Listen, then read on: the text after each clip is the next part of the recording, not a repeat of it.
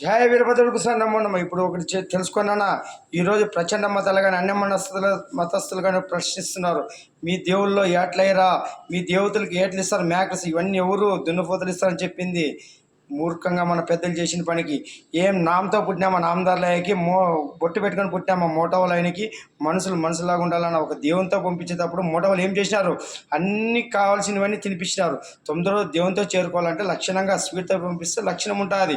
అక్కడ పోయి నిర్ణయం జరుగుతుంది. వాళ్ళకి కథ జన్మలో చేసిన కర్మలు అనుభవించేదానికి పుట్టింటారు. మళ్ళీ ఇక్కడ ఏం చేసినారో కొత్త జీవితం ఏముంటుందో, ఏ రకంగా పుట్టించాలో దేవుడు నిర్ణయిస్తాడు. కానీ ఈ నామదారు 11 దినాలు నీసి పెట్టడం వల్ల వాళ్ళని తొలుకోకుండా ఇంటికి పంపిస్తే, వాపసు పంపిస్తే మళ్ళీ ఇంటిని నాశనం చేసేది కాదు, సమాజాన్ని అంతా సర్వనాశనం చేస్తారు వీళ్ళు ప్రేతాత్మలై. ఇవన్నీ తెలుసుకోకుండా రాబో రోజుల్లో వీరభద్ర వచ్చినా ఇవన్నీ ఆటలు సాగు, మీరు మార్చుకోండి, శాకాహారం పెట్టండి, 5 దినాల్లో పెట్టుకోండి. 11 దినాల్లో మీరు శాకాహారంతో పెట్టే రోజులు వస్తాయి. అమ్మవారికి కూడా పచ్చాలనంతో పెట్టే రోజులు వస్తాయి. కాదంటే వీరభద్రుని కోపానికి గురవుతారు. జై వీరభద్ర.